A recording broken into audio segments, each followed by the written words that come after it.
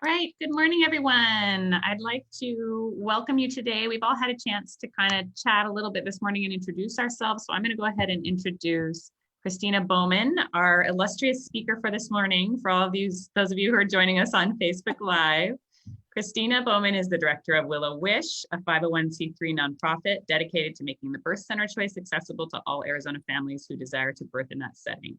She has been a childbirth educator and doula for over 10 years, and as such, she is passionate about teaching families the sacredness and the beauty of the natural process, while maintaining a realistic outlook that sometimes interventions are necessary and desirable for a healthy mom, healthy baby outcome. Drawing from her experience as a wife and mother to 4 children, she strives to prepare families in her classes for life after the birthday, with candid discussions about the realities of the birth journey and postpartum, the good, the bad, and the part that gets her kicked out of baby showers and other civilized gatherings. Woohoo! We love you. Yes, as I said earlier, I do sometimes curse, so I'm sorry if your children's ears. I try to be mindful because I don't think small children should hear bad words, but you know, that's real life. Sometimes they come out. So I apologize in advance. Oh, thank you. Thank you so much, Crystal. Krystyna, sorry. All right, perfect. So do you want us to share your screen again? Sure, yeah, if you can. And I do apologize in advance. This is part of not taking everything on because I know I am not great at technology. So I've invited Sarah to please run the technology so that I can focus on connecting with you and chatting with you. So, and then Sarah, are you going to let me know, or Jenny, if people make comments on Facebook? So, okay. Yes. So really Jenny, you might have to do a little. Yep, sure. Okay. So I just wanted to, there's a couple of the things that came up as people were doing introductions that I want to start with just to set a baseline. So it sounds like for a lot of the moms that shared, is anybody else part of that hide in the bathroom club?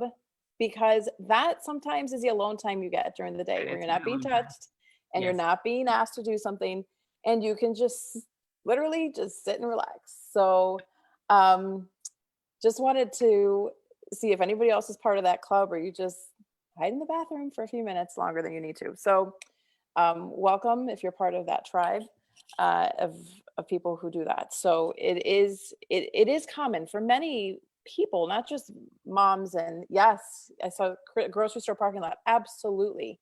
Sit there once you park and just sit there a little bit longer. That's another place to sit. I have also done that as well. And the other thing that I learned a long time ago, this was a speaker I saw who was talking about balance. And if you look at the line for balance, there's actually a line we would never want to see inside of a hospital, right? There's nothing happening here if you're balanced. So an invitation today is to start to shift our focus on really finding balance in our life and learning to go, this looks a lot more like what we see in birth and life in general, the ebbs and the flows. There are going to be days that are like fantastic and you're like, I am on top of the world doing everything right and nothing's going to go wrong. And then we have days where, oh my gosh, I did not win at momming today. And really, it's not really a competition really anyway, right? You're going to have your good days and your bad days. So I invite you to start thinking about what happens if I shift my focus to more going with the flow. And that's what we have. I mean, that's what we do with the moon every month. We go with the flow. So just a couple of invitations there. So as I talk about today, I'm not really going to be talking about perfection and balance. I'm going to be talking about finding priorities and making time it is what it is. So if we can go to the next page, for those of you that are, I can see your screens. Oh, you know what? Now everybody's showing screens. So maybe we can put chats put some just yay or nay. The first quote, time waits for no, I say person, right? Yay or nay? Have you heard this in your life and do you buy into it? Yeah. The next one is time isn't the main thing, it's the only thing. Anybody ever hear that one or was told that as when you were growing up? Not really? Okay. The next one is, this is an interesting, somebody was talking earlier about being in Philadelphia. This is a William Penn quote. Time is what we want most, but we use worst. Anybody identify with that? Yeah, we got some yeses. Okay. How about the way we spend our time defines who we are? If you've done any kind of self-help stuff, you've seen probably this one before. This, I don't know how many of you guys heard this in some variation as a child or still now as adults. Never leave till tomorrow what you can do today. Right? Never leave anything on the plate that is going to have to be dealt with in the next day. And the last one, I think a lot of moms who share it today can identify with this one, is time is precious. Make sure you spend it with the right people. I heard a lot of you share that your priorities are your, spending quality time with your spouse and with your children. So yeah, how does that sit with you? If we go on to the next page. So thinking about how you process the idea of time, if you had to think of your ideal day, what would that day look like or feel like? So you're thinking of an ideal when you're at that top of that curve that I drew. When you're in a day like, I already erased it because I was going to plan to use more. When you're here at the top of the curve, what does that day look like or feel like to you? So if anybody wants to share, please go ahead. I mean, for me, I feel like some of those days when I'm at the top, I'm like almost huffing and puffing to get through the day. Like I remember driving my kids around just being like, okay, what do we have to do next? Okay, I'm gonna get on that call. Yeah. And then I have a few other things to do. And okay, you guys need some food. Wow, who's gonna do that? I don't know. Okay, go find some. Yeah, I mean, it's really like, I actually physically remember it. And I feel like since COVID and the less amount of driving that I've had to do, I've noticed I'm not doing that as much, which is kind of interesting. Wow. So now, how does it, so even though you felt like the physical, you felt like that was a day where you got a lot done, or why? Yeah. I mean, okay. I felt like I got a lot done in terms of like actions, but maybe I didn't get a lot of the stuff done that really were going towards my priorities in life. Maybe that's the right way to put it. Interesting. Okay. Yeah. Thank you. Yeah. It's interesting that you have a physical memory of that too. I mean, that's very visceral. I can totally relate to that. I feel like my most productive days often feel the most exhausting. I feel like, and they don't include a lot of stuff for me. I feel like I view my productivity as other people, like fulfilling that role, whatever the role is for other people and not myself. I don't know. I think that's shifting, but that's kind of how I look back. And I can totally relate to the physical feeling of like, oh my gosh, Yeah. Mine's similar. I was gonna say my ideal day is like when I wake up, when I said I was gonna wake up, and I get my house is clean by like 7:30, so I don't have to worry about it for the whole day, because that gives me a lot of anxiety of like, when am I gonna do that? I should do that. I should do that. And then I didn't do it. And it's like, if I would have just done it. But if I stick to the schedule that I made the night before, it's my ideal day. And if I'm sitting down to dinner, not on a Zoom call, but actually with my family, present, or, if me and my husband have 45 minutes to watch one show before I have to go disappear. Like if I sit down and do my entire schedule that I set out the day before, that's my ideal day, which could look different each day, but is what my intention was set. But I also think at the end of those days, do people do this every single day? Like, because there's some days that I'm like, you're supposed to get 20,000 steps. And when I walked 20,000 steps, that took me 5 hours. Like, how do people do that without going on a 5-hour hike? Like, what do you do? But my biggest ideal day is when I do what I intended to do, and I set, because I'll write my schedule out the night before most of the time. And if I do those things, that's my ideal day. Yeah, I love that. And I love that you give yourself the grace that it doesn't have to be the same every day. It's just, this is my intention. So that's really why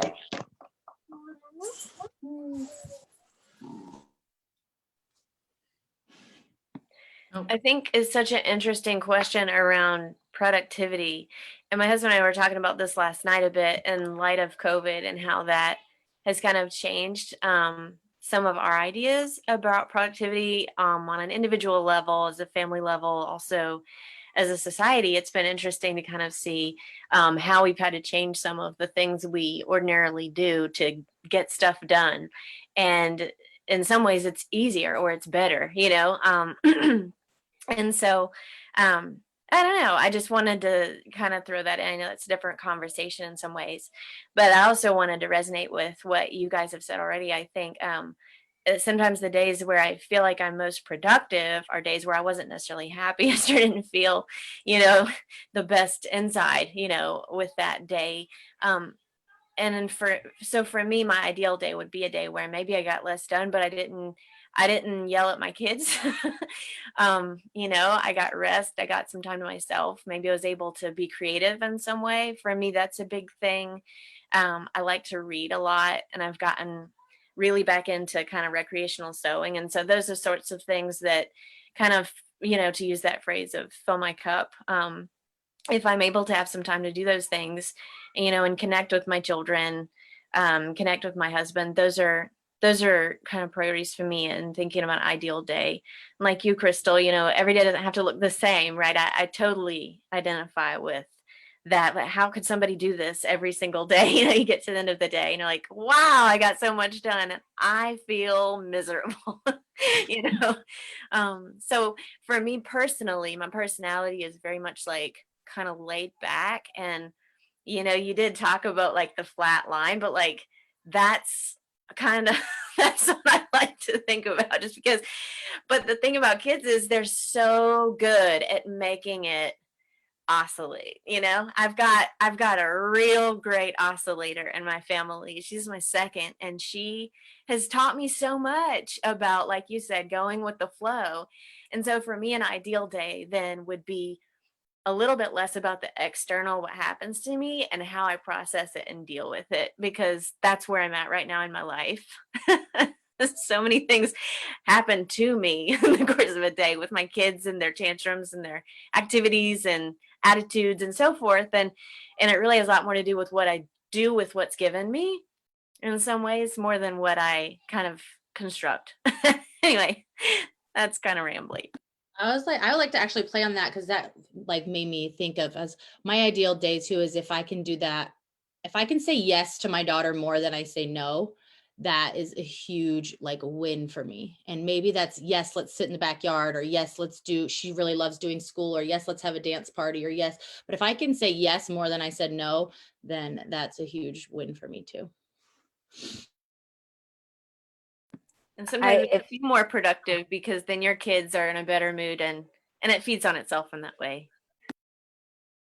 And I have Christina Camille on Facebook says her ideal day is when I am productive but present with my kids. And she says it's easier said than done. Yes. Yeah. And you know, that's the truth with a lot of this, right? I mean, you do have to put intention behind the action. So yeah. And then again, always just giving yourself the grace of, you know, I did make an effort today, right? So that counts for something. And then I don't know if Farnaz wanted to share. She was unmuted. Yeah, I can share. I totally feel like I'm feeding every single mom's here. But you know, when I have two fussy kids, they don't eat at all. Like for 3 months they are on recess cereal, and that's it. Like 3 meals a day. And for me, I feel like I have a control of the day. Like if they have, you know, something else to eat, either that can be a juice or whatever, except you know, cereal. I feel. Or another thing is just like you know, if I can sit down and play with my son, because sometimes I feel I spend too much on my phone. Like I can stare at my phone for half an hour and I don't like it, but you know, I feel like I don't know, I feel bad when I do that. If I sit down and play with him, do the puzzles, he loves puzzles, or kick the balls, I would feel like that would be a good day for me. All right, I love that. Well, let's go on to the next one. If Sarah, if you can go to the next page. So this is just really to reflect on. Some of you mentioned your ideal day. There was an invitation. I don't know if everybody grabbed a piece of paper and a pencil, but just make a note now. Like, how are you spending your time now? So with, you all shared your priorities.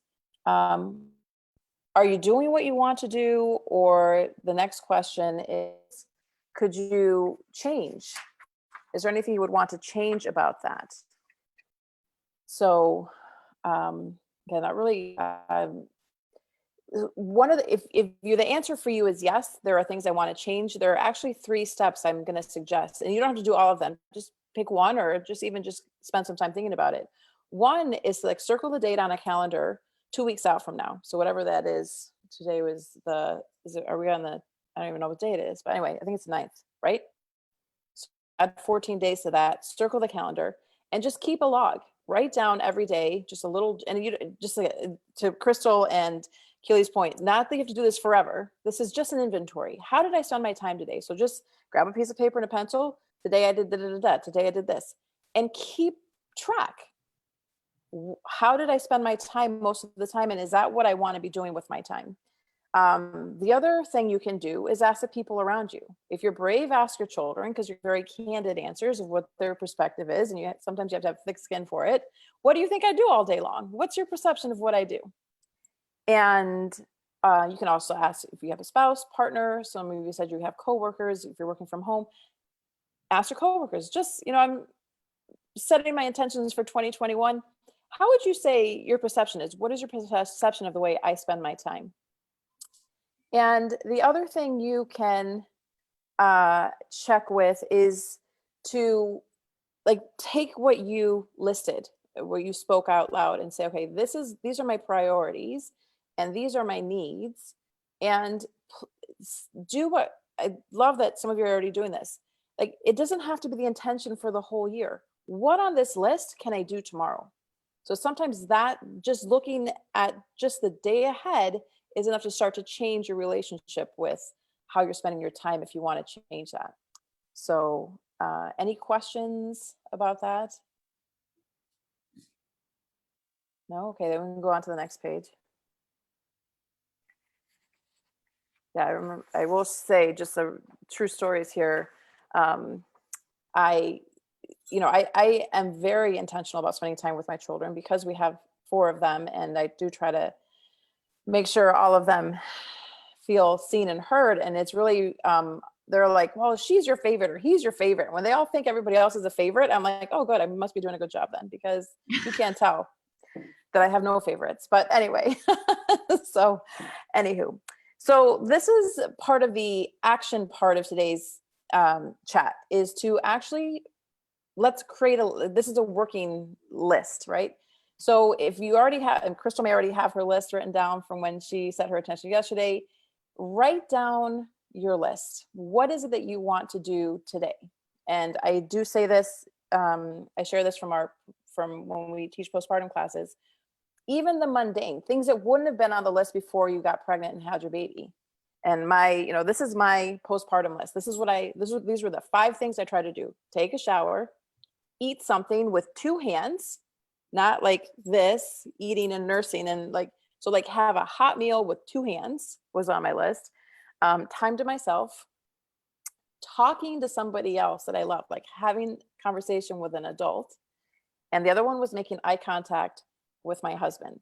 So, that is my postpartum list. It can be as simple as that if you're postpartum. And that, if you do even 3 of those 5 things, that's it. That's an accomplishment. So I'm going to be quiet for a minute and give you guys time to think and write. So Krystyna, this is supposed to be 5 things. No. Just whatever's on your list. I'm just saying, for example, my postpartum was very basic. It had nothing to do with life goals or I'm going to change the world. It was shower, eat, talk, and look at somebody. Okay. Perfect. Right. So just, I love the I love that. attainability of your list. What's that? I love the attainability of your list. Oh yeah. Absolutely. Yes, that is a key point. Absolutely.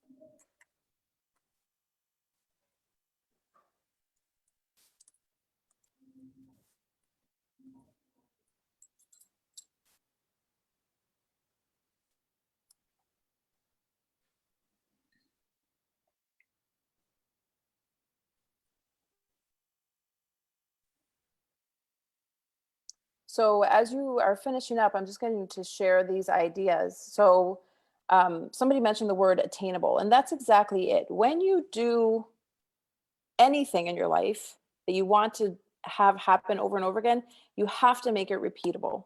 Now, some of you mentioned you are creative, and maybe it's realistic for you to create a beautiful journal with all the stickers and all the decorations and all the drawings because that fits your creative need.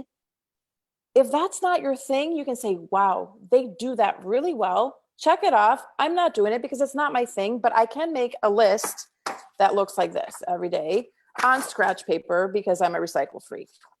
Okay, that works, right? So, or like, is an index card. Some of you guys mentioned you have an ongoing list. So maybe you take a list and you laminate it, and that's what you check off. These are my basic needs, basic priorities. And then you have a space for extra things to add on. So you don't have to rewrite it every day. If there's things you're doing every day, find a way to make it repeatable. So just some suggestions there. So if we can go to the next page.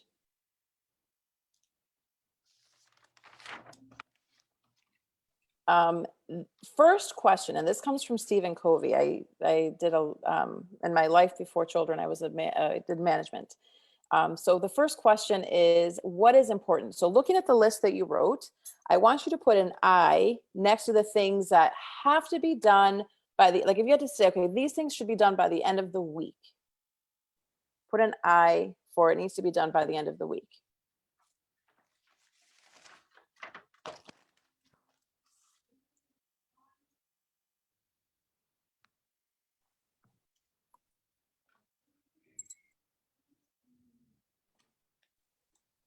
And after you look at that is the question, what is urgent, or in the next thing, I'm going to call it critical. Like what needs to be done within the next 24 hours? Is there absolutely anything that needs my attention today that if I let it go, there's going to be a consequence or even just shame? And, you know, I think you guys did the No Shame November, which I love. That was fantastic. So is there anything on the list there that you would make you feel like, oh man, I should have done it? And that's one word that I have worked very hard to get out of my lexicon is should have, right? It should have done, don't should have done it. Just what's urgent is what you need to do today. Okay. So just to get a feel, like what was on, how long was your original list and what's left that has I and you written next to it? I have to pipe in here from Facebook. Camille says, I have to start remembering not everything is urgent or critical. Yes. And I couldn't have said it. Doesn't feel like that. Yes, absolutely. I couldn't have said it better because I'm just over here thinking sorry, muted myself. What you said is, you know, like look at your list and what's urgent or critical. I literally put 4 things on my list and 2 of them are critical. One I'm not so sure is critical, but I don't know. And then 1 is like by the end of the week. Yeah. It should happen more. Is anything IU? Like both? Yeah. Yeah. Okay. Well, can I share my list? Sure, go ahead. Move, eat regularly, have a meaningful conversation, and accomplish a work goal. Okay, good. So what for you, what was left with as IU? Well, now that I think about it, I should probably eat regularly, and that's probably urgent and critical and whatever else important. Right, because okay, so listen, I was literally doing a plant lesson with my daughter yesterday. Yeah. If you do not water plants, what happens to a plant if you don't water it? Yeah. Right? Why would we do any less for ourselves? It's very true. So feeding and very watering true. yourself absolutely helps you bloom, right? So do it, go for it. Awesome. Anybody else want to share how long their original list was and what was left after you analyze it by that? I'll share. Okay. I kind of went into the things of where I had some open spots, and I've already done some of the stuff that I had for after this meeting. So Cool. Awesome. opened up some time for myself. But what I noticed is, so don't judge me on this, but Not one at of all. my things I need to do is clean up the dog pee that's under my kitchen table that's been there since yesterday. And sorry, but that's just it. It's life, That's girl. not even That's life. priority to me. Priority to me right now is I would love to, my husband's going to get home early tonight. So I would love if we played a game or made dinner together. Like Absolutely. the pee can stay there. It's fine. Good. So, but do you see how that then takes the P out of the equation? Yeah. Like what's really important for you today is that connection, because the other, it's just stuff, right? We all have it. That happens. But the connection is your priority. And I love that. Thank you for sharing that. So we have time probably for one more person to share if anybody else would like to. If not, that's okay. We can move on stage. So here comes the icing on the cake, right? So this is how everything else that's left. So circle the I, if you have any IUs, that's where you put number 1. That goes at the top of the list. Anything that's just I or you goes second or third. And then you have permission to drop. If something is not urgent and it's not critical, just take it off the list. Or for those of you that keep a running list, move it to the bottom of the list for later. Like when you have a day that everything goes well, like, oh yeah, I can actually do that today. So the first key in releasing is dropping, like just let it go. And that's very individual. What you're going to let go is different for every person. You guys heard as we were doing introductions, everybody has different things that are important to them or priorities. We have some similarities, but obviously some of us have differences too. So there's no judgment on what you drop. It's whatever you want. And we can go to the next one. So the next D is delay. And delay is, it's urgent, but it's like my best example for this is like a coupon. Like our kids love to go to Smashburger, and feeding a family of 6 at Smashburger gets pricey. So we have coupons where we circle. So we know by this date, we should get our freebies, right? But it's not critical today. It's like, okay, we have until this. No, if it's on the day of, then it becomes critical. But today, no, we have until the 1st of December, put it off. So it's what you can leave for another day. So it goes like if you're doing the bottom of your list, you're done with review. So non-urgent and critical goes from the bottom, like 2 positions up from the bottom. And we can go ahead and go to delegate. And a person on this call who's my perfect example of delegation is Narita. She, as you guys heard with Willow Wish, anybody who works knows that there's always a lot to do. Having that you trust to do it right is huge. So it's not your skill set. Like I am a full designer, not my thing. I love to draw, I love to paint, but I would never draw anything to be shared with anybody else. So what can you do to delegate? And it has to be something that you can trust somebody else to have the skill set, and it's not critical. So it's urgent, something that needs to be done every day, but it's not critical. Like, you know, if a post doesn't get done on Facebook or on Instagram, whatever, life moves on, right? And the other thing that's key with delegation is that you have to be able to let go something that you don't feel to do again. So if you're going to feel like a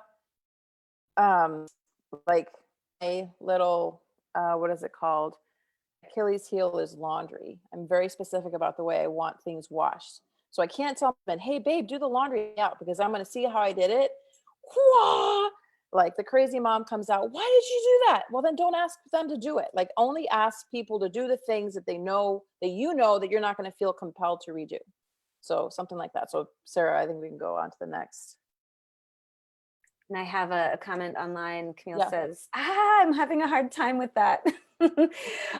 She Which says one? Delegation? with delegate and delay, she says. So she says it's so hard to let go, delegate and delay. I guess maybe this should be on my list. Yeah, right. So, and it is, again, it's a learned behavior, and it's part of letting go of that perfection of I must do it all. I'm the only one who can do it right. And, you know, I think for me, that was one of the very humbling thing about having children, because there's 100 different ways to be a good mother, and I cannot do all 100. I need to do the things that I do well as a mom.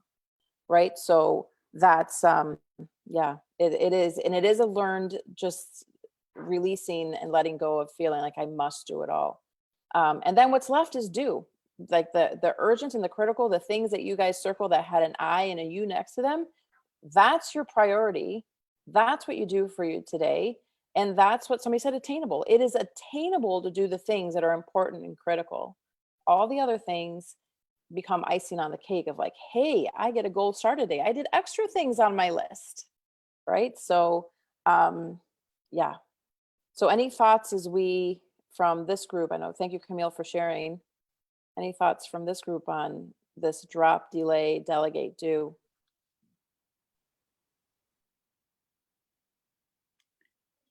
Yeah, I mean, I can share a little bit. I think, you know, I'm sort of thinking back to when I was postpartum with my kids, right? The urgent things that absolutely had to be done were like feed my baby, right? And feed myself was probably on that list, but I could delay it slightly. So the baby got fed first, right? Yeah, interesting. Yeah, and it was important, and yeah, and I think, you know, a lot of the stuff that's on my list now, when I look at the stuff that's both you and I, is eat, feed kids, connect with each child, and give him a hug and a compliment, and do the same thing for my husband, right? Oh, that's lovely. Delay, right? Like that has to happen. Yeah. It's Absolutely. Yeah, it's interesting. And yeah, when I looked at the other things like check emails, I'm like, well, that is important, but I could probably delay it. Yeah. But nothing Right. bad would happen. Yeah. Right. So, and this is the way I look at it. If somebody really needs to find you, they know your phone number, they will call you. Right. Absolutely. That's the bottom line. So we have the next thing we're going to is the speed bump. And I can add to that point as well, if you don't mind. Then I have my camera off. Is that okay? Yeah. Go ahead. Yeah. So, yeah, you know, when you're talking about you can delay stuff, that's totally right. But sometimes when you are, like I said, you are in the middle of it and you feel like you cannot push it back, you know, you have to finish it. Yeah. Right. It might sound funny, but like I said, after I come back from hospital with my kid, I feel like I said, oh my God, who's going to do the dishes? Who's going to do the laundry, you know, and everything. But that's totally fine, you know. Stuff can still wait for you. Right. But I don't know, sometimes when my little one was so young, I was holding her and with one hand vacuuming the floor. And this is crazy.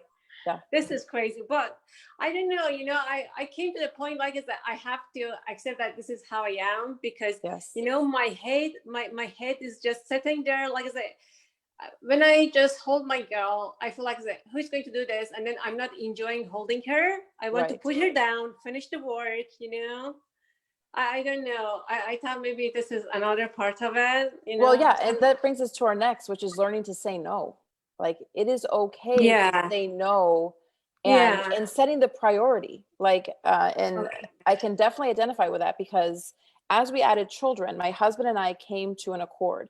Like, I will not look at the rest of the house, but because meal times are so important to us, the kitchen must be clean the one time I get out of bed so we can have a family dinner. Right. So I promise, and we circled like 15 days away from when we came home, or when we had our home birth. It was 15 days from being at home. And we just made the deal. I won't look. I won't judge. I'm not going to try to do it myself. Whatever happens, happens. I can deal with it later. And it was just that learning to say no and letting go. So Sarah, if you can go on to the next page. And that brings up the question, what have we been taught? What's our tape about saying no? Like, and, you know, we'll open it up to maybe 3 people to share.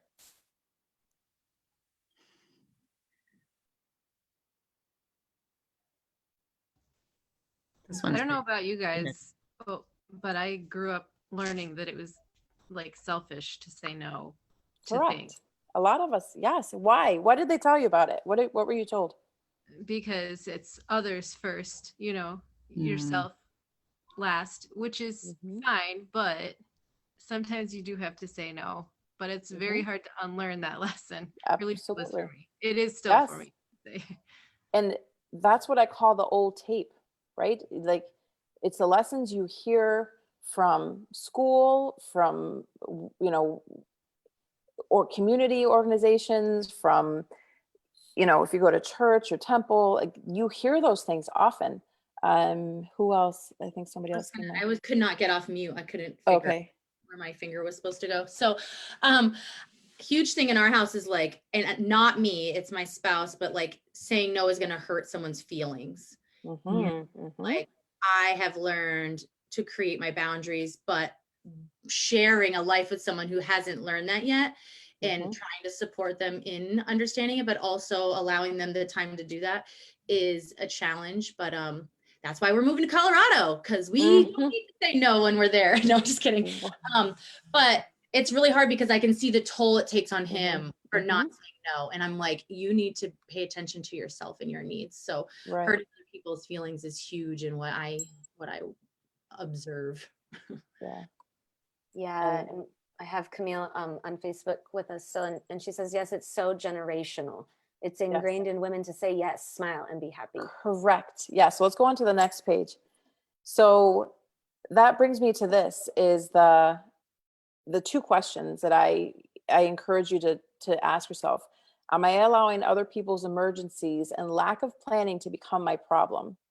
And this was a lesson I learned the hard way. We're running out of time, so I really can't tell a story, but I remember one of my grandmothers, she said it to me flat out. She's like, I cannot let your emergency is not my emergency. If you didn't plan, if you don't have a spare tire in your car, you learn the hard way. And I mean, the time it happened, it took me aback, but it was honestly the best lesson I ever learned, because she had the courage to say no to me and say, no, I'm not going to drop what I'm doing. You get creative and you figure it out.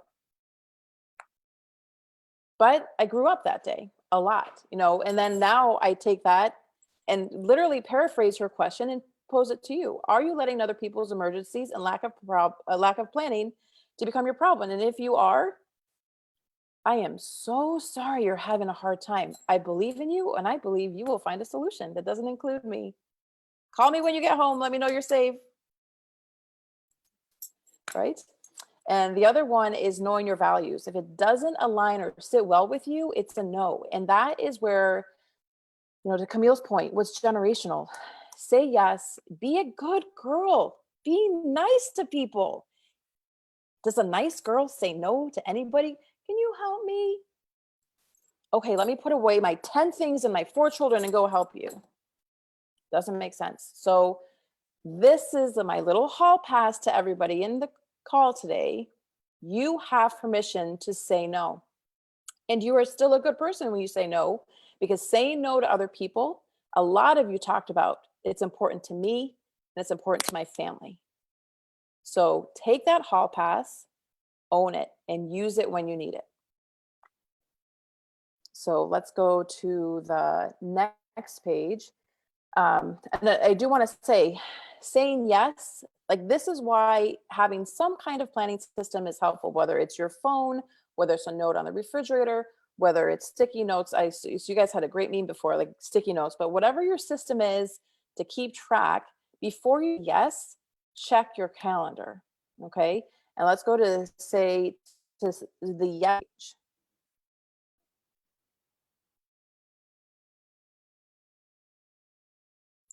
You cut out there a little bit, Krystyna. Oh, no, say we can go to the next page. Okay, sorry. So, and that is, what do our old tapes tell us about saying yes?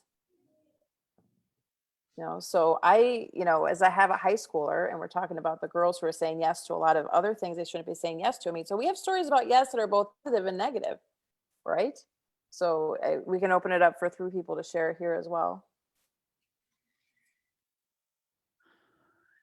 I'll share a little bit. So I'm thinking about my old tapes. I'm thinking about my mom's example, because I think for a lot of us, that's just our first example of what it's like to be a woman. And I'm really grateful for that, because I think, I don't know if my mom would agree. I think she was a pretty good example. I'm the youngest of 4. And so my mom had a lot of practice with a lot of things before I was born. And so I saw her say no to things. If I needed help with a project that was due the next day, but I didn't start it, like, yep, sorry, if there was a dozen cupcakes that were due for a party, but I didn't tell her, sorry, and she was not going to get her feelings hurt, if she didn't show up to the PTA or whatever it was, because she had 4 of us to keep track of. She couldn't do everything for everyone. And so I've kind of adopted that, to the extent that I can with my kids. I'm trying to help them see what are things they can do for themselves. And I feel like for me, that interacts with this question of yes and no, because for me, saying no to some things indicates laziness. To say yes to some things, like I was laying on the bed reading yesterday afternoon, and I said, I'm being so lazy. And then I'm like, wait, no, are you caring for yourself so you're not going to yell at your kids? Actually, this is something that is really, really important to me. And I think that it's just as important as feeding them is feeding myself, so that I can react with kindness and love and empathy to the problems that they may have, Absolutely. Yeah, I love that. Does anybody else want to share what your stories are about saying yes? What you're talking about actually reminded me of something. I'm a big Brene Brown fan. I like listening to her audiobooks. Yeah, absolutely. And she has this, I can't remember which one it is, which book, but she talks about how she bought this ring and she circles it on her finger when people ask her to do something, and she feels like a visceral no, and she doesn't want to say no because she's got shame around saying no, and she'll be like, moment of discomfort or lifetime of regret. I love that. And that, I'm like, right now I'm not wearing a ring, but I'm thinking about that because there have been times when people have been like, oh yeah, could you do this for me? And I'm like thinking about the fact that I'm basically drowning with all the stuff I'm already doing. And I'll sit there and be like, yeah, no, I can't do that. Right. And it just makes it super easy because I think about it and I think about the physical action. So it's not true for everything with little kids, but it can be true for some of the things that, people are like, oh, you have the time because you're not doing this, or, you're not working as much. And yet you're still spending so much time and energy, working towards making your family, which is super important too. Right. Yeah. Absolutely. So yeah, if we can go to the next page, I have some ideas. Yes, it's hard. Basically, and talking about, you are worthy. Do you feel fulfilled? And a lot of you guys mentioned this. I love hearing it already. You must eat, sleep, and exercise to be at your best and have the energy to do life. Now, hopefully you're all eating and sleeping every day. Exercise, I know for some of us, goes in and out the door. But it has to happen at some point in the week. You have to do something to move and circulate. And then a suggestion, safeguard blocks of time. I know somebody said block schedule earlier on. I love that idea, blocking times for yourself, plan for downtime. I heard some of you say you get up extra early ahead of your children to have that time and take your breath before your day starts. For some of you, you may be night owls. Maybe it's when everybody else is asleep and it's like, oh, now it's for me. Wherever that time is, do it. But with that warning of paying attention to your biological rhythm. So again, knowing, and this is something that I'll send it to Sarah and Jenny when I find it. There's this idea of moving with your menses, and so I started doing this probably a year ago, and it's the best practice I've enacted in my own life. Is that when it's my heaviest day, like I bundle up in a chair with a heating pad and a blanket, and it's my day to nest. I don't care what day of the week it is. If I break that commitment to myself, it's a harder day because all I really should be doing that day is just sitting there and letting my body do what it's going to do. So learning to, whether it's going with a flow that way or going the flow with your children, and it's just important to honor yourself. And so many times, the story we get is children that we are taught by so many different places is you must do everything. You must do everything well, and add to it, you must do it with a smile on your face. And that is so destructive in so many different levels.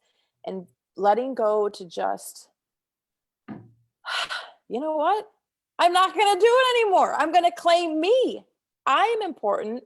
And when I am at my best, I am now my best mother, my best spouse, my best teacher, my whatever it is that is your, like, I want to be the best at this. When you can do this to all the expectations and do what is on your list, you'll start to see huge shifts start happening in your life that you're like, oh, I didn't plan for it. I actually planned for it because you started putting yourself first.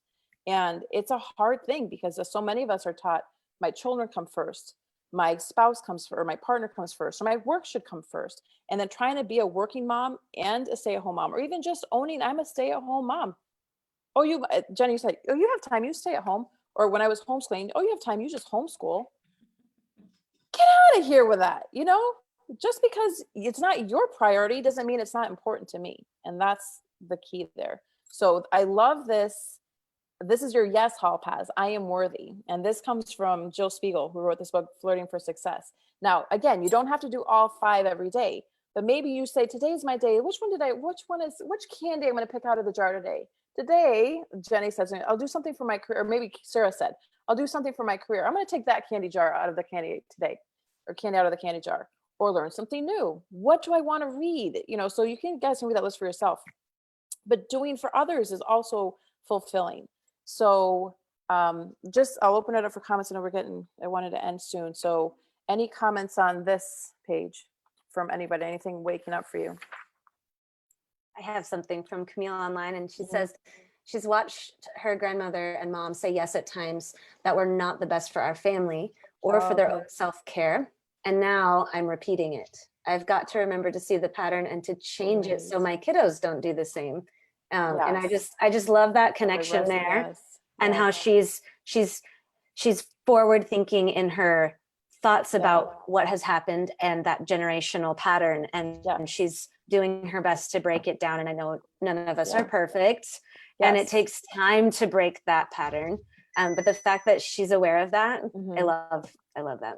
And something that is really important to forgive yourself, right? And it's something like our mothers judge their parenting by what our choices are, right? I don't know if anybody else has that happening in your story, but I know, like, when I chose to go back to work, my mom she decided when she had kids, she gave up her full scholarship and she became a mom.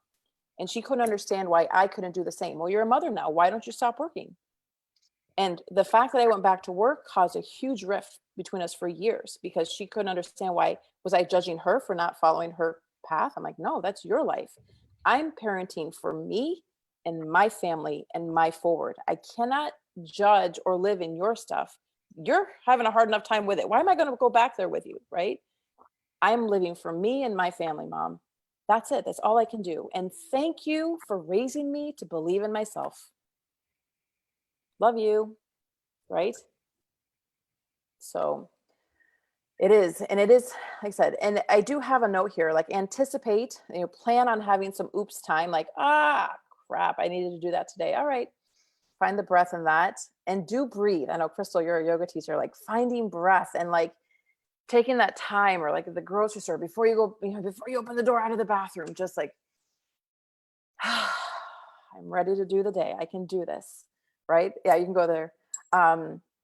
And then allow yourself time to grieve, like letting yourself, like, God, that sucked that I didn't get to do that today.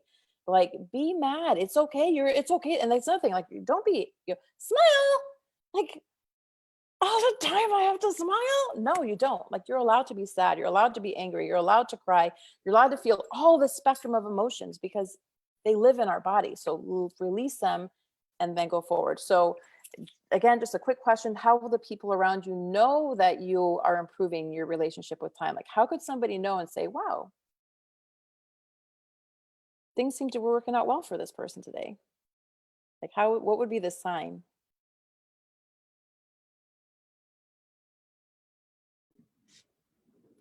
Me and my husband have been having a battle, the phone battle.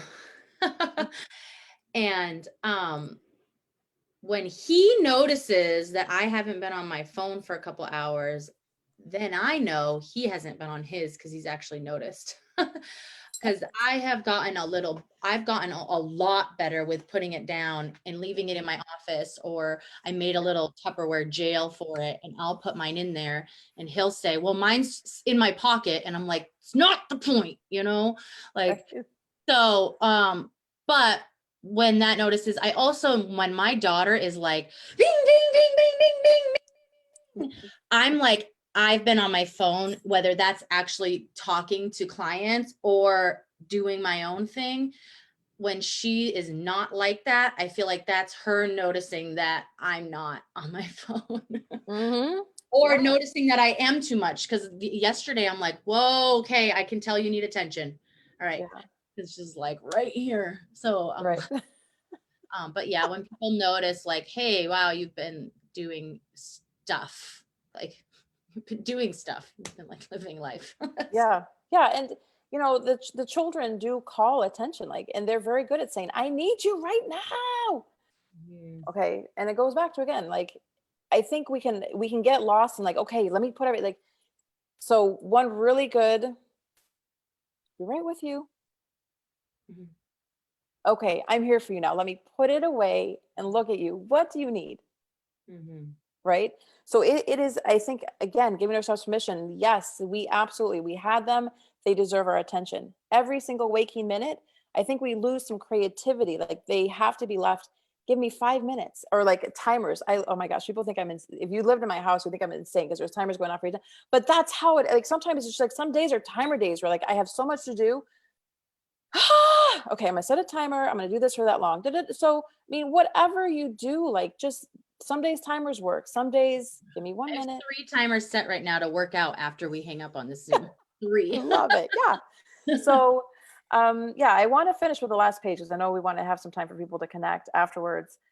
Just want to leave you with this thought that, time management is a learned behavior. So today, like, maybe you just write down 3 things that are attainable. Like, I'm going to do these 3 things, like, on my list. I'm going to just let everything else go. These are the things I'm going to do, and check them off and start building the confidence that I can do things. I can get things done, because your brain loves to see check marks. Like, just like when we were little and we loved the little gold stars on our papers when we were in kindergarten, we're still that same person. We still love the validation and the acknowledgement. So celebrate that. Remind yourself of what you've done before. If you are all sitting here and you have all had children, you already accomplished something in your life before you had kids. What did you do? What were you doing in those times when you were the most productive? Bring them back, call them back. You have allies, right? Who are the people in your life? Who are the people who believe in you? Who's your mastermind of people who can encourage you, and you can encourage them? Like, so build those communities, which Forthright does so beautifully. And then, like I said, celebrate your accomplishments. Like, I won today. I took a shower and I ate a food with 2 hands. Oh, and I looked at my husband. I said, I love you. I didn't just look at my baby all day long, because I was very guilty of like, oh my God, I made this and I'm feeding it. I love it so much. What do you want? Oh, hi. Like, so whatever it is, do it. But so build yourself up. You guys see that. So I will finish with that. It's and Kara, thank you for joining us.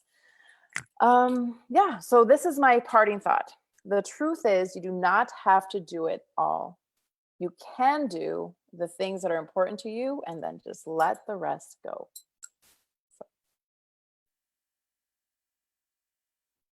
Thank you so much, Krystyna.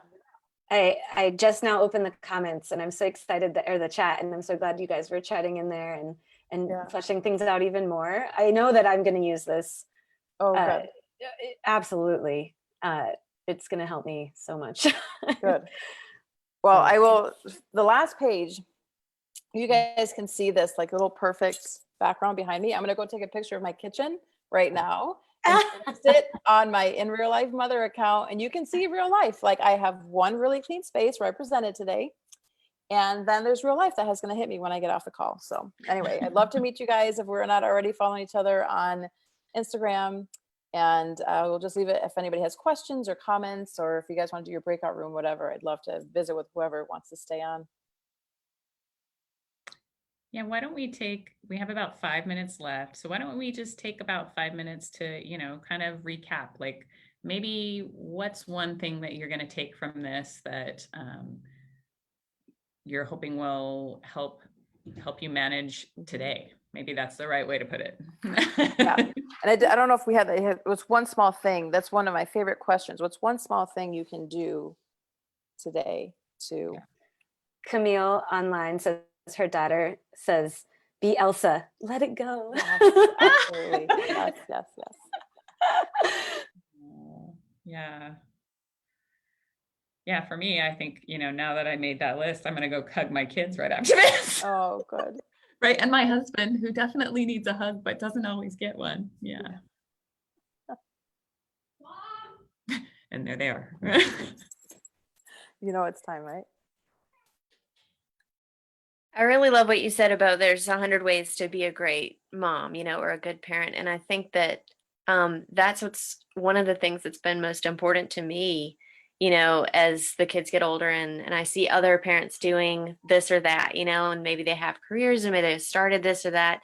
And I think like, well, that is really, really great, for them. And then thinking about what I might be equipped to do is sometimes a bit different than what I see other people doing. And it might be more, it might be less, but they don't have my children. I don't have theirs, and I think that it's a really great perspective to have, finding that good equilibrium for yourself.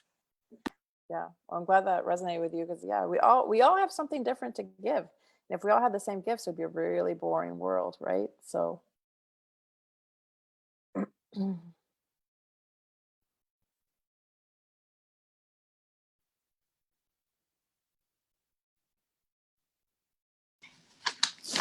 think too, I really like how we just wrote a list to really like look at what what is it all that we want to do, and then talking about urgent and critical, and it's just funny because it's even like the most basic things, just drink more water. I don't drink enough water, and sometimes I'm like, what are you doing to your body? Like I nurse so much and I don't drink enough water. I'm like, what are you doing?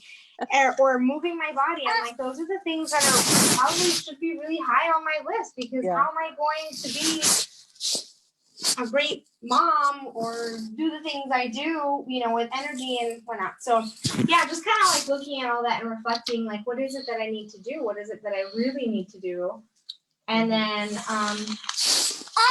I liked how Crystal talked about how like it's her successful day or her ideal day was whatever the intention was that she put the day before. So that's really nice too to like think about that, because when we were talking about like our ideal days, and I was thinking back and I was like, I remember when I think there was like probably like 2 months where I was like, go, go, go, every little second possible. We sat down on the couch for like, even if the kids 2 minutes, I was on my phone trying to do something, every single second. And then when they went to bed, I'd stay up late. And I got so burnt out that I was like, I'm done. I'm like, I'm not gonna do anything anymore. And so it was like one extreme to the other. And so just finding that balance was really good for me to see that not every day is gonna look different, and that's okay. And I'll do what I can when I can.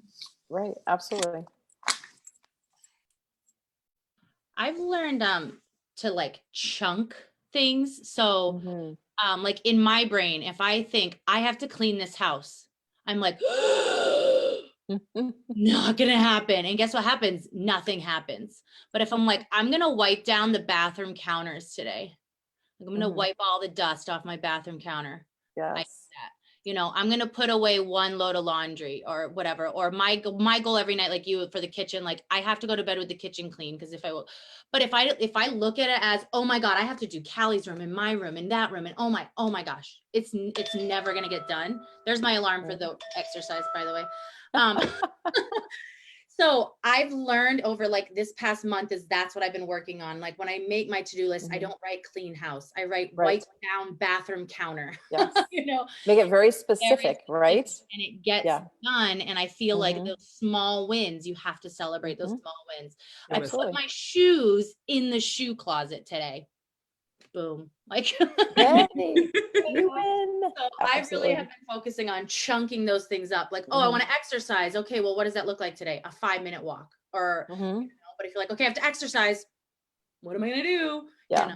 And I do want to share this. Like, you have to remember, our children's idea of time is so much different from ours. So I heard so many of you talk about, my kids need me, my kids need me. They do need you.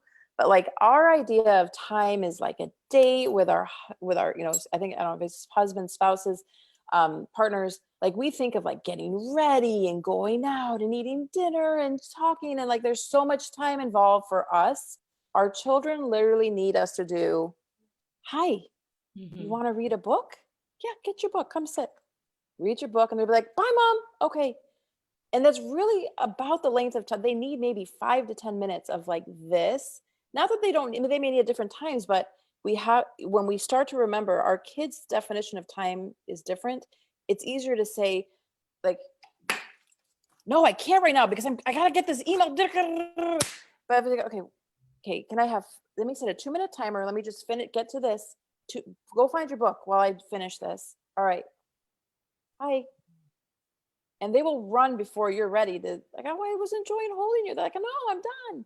So yeah, it is. I read a statistic on that actually, like for a well, healthy, balanced child, I don't remember what the numbers are, but the percentage of the attention that they actually need from you for your day is like, oh my God, I wish I didn't know that because, but I realized we go to the park when I pick her up. I set my timer for 5-10 minutes. It doesn't have to be an all day event that we went to the park. She knows we're going to go at least one day a week, and she knows for it's a short time. She even has a routine. She goes down the slides, she goes on the swing, she does certain things. When I say the timer's got this, like, she knows it. Or if we go for a walk, we go in one little circle. It's not like, oh my gosh, we have to go through this, 2-mile walk. It's not like a walk with your girlfriends when you have like a plan to do 10,000 steps, right? It's just, we just need to spend time, right? So So you can find time for your children and the other things. Yeah. These are such good reminders. I'm just soaking it all in. I have a question from Nikki. Yes, Nikki, there are notes, and I'm going to be posting them, or at least making them available. I cannot figure out how to get the link in the chat to those notes. Christina, was that on Drive as well? No, it's a PDF. I forgot. I remember I sent you a PDF, and I was like, oh man, I should have made it a PNG. But you said if you can't make it, I can make it very quickly. I might be able to add it to the Facebook group, maybe to the Facebook group. So Nikki, I don't know if you're in our Facebook group yet, but I will definitely post in there. So, or I don't know, can she drop her email and you can email her the PDF? Absolutely, yes. If you'd like us to email it to you, you can drop your email in the chat. You can do it privately to me if you'd like to do that. I'm Sarah, so you can just drop that little menu down, and I'll get it to you. I do have one more thing on Facebook. Camille says, thank you, Christina. She appreciates your knowledge and example on this. She's going to try to manage her time better and give myself grace when I fail. And she says, grace is going to be the word of the week. I love that. Yes. Well, thank you, Camille. Thank you for joining us. It's been so great to hear your comments. Glad you're able to be here today. I'm so glad. Thank you so much, Christina. Oh my gosh, you are so welcome. Like, this whole time I've been like, I need to go back and listen to this again so I catch all of it and make sure I do all the good stuff. So that tells you did a great job. Oh, well, thank you. I do have to tell you, my moment of vulnerability. I mean, I sit here, I'm like, oh my gosh, nobody's going to come. Nobody's going to like this. And, so we all have those moments of like, oh my gosh, what if I'm a complete failure? So, you have it from here, like, it all worked out fine, so thank you again so much for having me. I appreciate it. I appreciate meeting all of you, some new faces and some familiar faces, and somebody from Keeley. Now we can tell my brother we met. So it's nice to meet you. It was really wonderful. Thank you. I appreciated that. Oh, you're very welcome. Thank you. That was a really good session. Have a good day. Thanks for joining us. Yeah. Enjoy your hair later. Thank you. And thank you to all of you who joined us today. I say this, I said this at our last gathering, but they're not the same when you're not here. So if you feel like, it's not going to make that much difference and you're not contributing, that's not true at all. It always makes a huge difference because we all have so much wisdom, right? Like, we all have it, whether we think we do or not. We have these nuggets of wisdom that when we share, we all go, oh my gosh, yeah. And just hearing from another parent that this is also happening for me, like that gives us permission to feel like, okay, well, I'm doing it right then, you know, like this, I'm not totally messing this up. So thank you all for joining us, for sharing, you know, for being a part of this conversation. We really appreciate you all. All right. Well, we have another gathering coming up next Thursday for our Chandler Gilbert Village. And that one is, Sarah, remind me again. Oh yes, that one's Feeding Your Soul, which I think is going to be really good as well. She's going to talk about a lot of really good self-care, self-massage, which I need to learn myself, as well as maybe a recipe and some other things to do for yourself. It's Jennifer Magnano, and she is a mother of a very busy child, 2 children, but one of whom is very busy, and she's learned how to take small moments to care for herself so that she can care for her kids. And she's also a postpartum doula. So I think she'll be really great for us. So we would love to see you all there. If not, we'll see you at this gathering, which is the second Wednesday in January. So we can't wait to see you then. All right. Thank you all. Have a great rest of your day. Yeah. Thank you, everybody. Sending you all off with a kiss. Bye. Bye-bye. Goodbye.